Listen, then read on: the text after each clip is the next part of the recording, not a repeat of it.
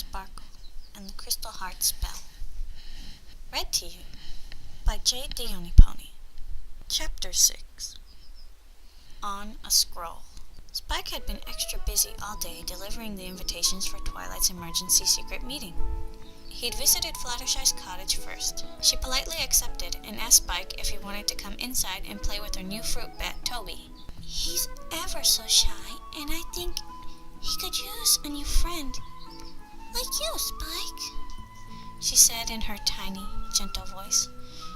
"Sorry, Fluttershy. I have all these scrolls to deliver for Twilight. Maybe Toby and I can hang out later." Spike chuckled at his own joke, but Fluttershy looked confused. "Get it?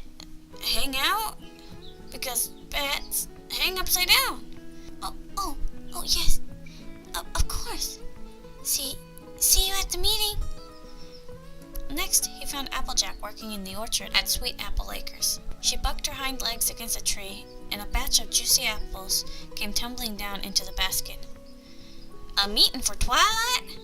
Applejack looked relieved. "Phew!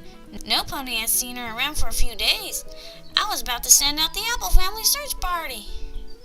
"Did some pony say party?" An excited Pinkie Pie popped out from behind a tree. "Because my party watch just went off." She held up her hoof to show Spike and Applejack a bright neon accessory. It looked like a watch, but instead of numbers, it just had pictures of colorful balloons, streamers, and confetti, with the word party spelt out 12 times. Little blinking lights rimmed the edge, and a honking noise was being emitted from the tiny speaker at the top. "But where are all the numbers?" Applejack asked, confused. "Who needs numbers?" Pinkie Pie said, and shrugged. "To see what time it is, silly." Applejack threw her hooves in the air to illustrate her point. "But it does tell me the time. It's party time all the time," Pinkie Pie shouted with glee. "Now who said the magic word, huh? Huh?" She came up to Spike and looked him straight in the eye. "Was it you?" "It's not a party, really. But here you go, Pinkie." Spike handed her a scroll. She quickly unfurled it and read the message. "A secret meeting party? Oh, goody goody gumdrops. I have to get ready." And then Pinkie Pie bounced off towards her house. "Thanks, Spike," Applejack said, shaking her head. "I guess you can count me and Pinkie in." Rarity, on the other hand, was less thrilled about the invitation. She peered down at the scroll through her purple cat's-eyed work glasses. "I'm in the middle of making a huge order of ornaments. Can't this wait until later?" Rarity was always trying to finish some new garment or accessory for her carousel boutique. She was a very hard worker. "Twilight said it was an emergency." Spike looked down at his feet. He didn't like to upset Rarity, because he really, really liked her. But she always responded to a few well-worded compliments. Say, Rarity, have you done something special with your mane? It looks super-duper shiny today." "Well, actually, I did go to the spa this morning to have my hooves done, and they gave me some new conditioner." Rarity began to ramble. 5 minutes later, Spike was still standing there. "And then I said, 'Darling, if you must do my tail as well, just do it.' I knew it would be worth it." "Well, it looks great. Gotta run," Spike said quickly before heading off down the road. He had spent quite a bit of time listening to the chatter about the latest beauty treatments in Ponyville. Now he was running late. Luckily, he only had one stop left. Rainbow Dash.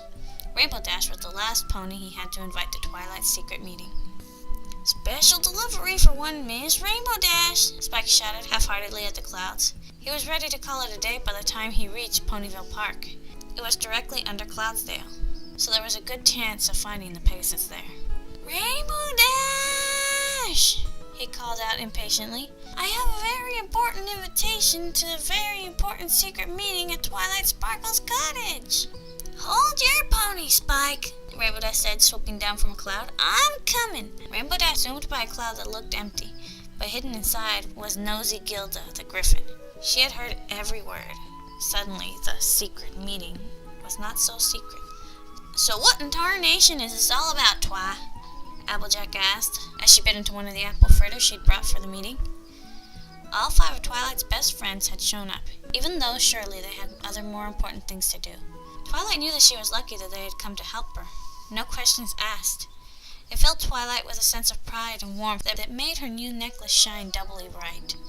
Twilight cleared her throat and looked at each of the ponies in the circle. "Thank you all for coming," she began, and was immediately interrupted by Rarity. "Is that divine necklace around your neck made of cosmic spectrum?" She stared at Twilight's new accessory with desire. "I've only seen pictures of it in books. My goodness, it's gorgeous. It almost looks like a mini version of the Crystal Heart." Rarity trotted over to get a closer look. "Thanks. It was a present from Princess Cadence." "You know what they say about cosmic spectrum," Rarity added, turning to the other ponies. "When you wear it, you must remember—" "Oh, totally, yeah, I know all about it," Twilight said in order to keep the meeting moving. Twilight didn't want to listen to Rarity talk about gemstones right now. The clock was ticking. Rarity shrugged, a little hurt. She trotted back to her spot and plopped down. "Anyway, thank you all for coming on such certain notice." Twilight looked around to each of her friends with genuine gratitude. "I've asked you here because I desperately need your help." "Oh, I know," Pinkie interrupted with a squeal. "You're planning an undercover jewel heist mission and you want us all to join Sparkle 6. Twilight shook her head. "Not exactly, Pinkie." Pinkie Pie was wearing a tan trench coat and a fedora hat in an attempt to disguise herself for the meeting. She had also brought along a drink she called Secret Punch as a refreshment, but she wouldn't reveal what the ingredients were because it was a super big secret. As a result, no pony wanted to drink it. "Or you volunteered to plan this year's Hearthwarming Eve pageant and you need us to help." "Pinkie, it's still summertime," Rainbow Dash said, rolling her eyes. "I don't think that's it." "Whatever it is, can we just get started?" Rarity whined. "I have lots of work to finish back at the boutique. Those ornaments are due in Mythica, New York by tomorrow morning, and they aren't going to finish rhinestoning themselves. Do you have the time, Pinkie?" Rarity motioned towards Pinkie Pie's party watch.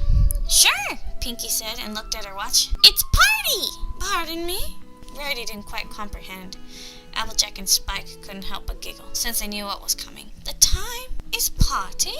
It's party time!" Pinkie cheered and did a skipping lap around the room. Everyone laughed except Rarity, who just looked annoyed.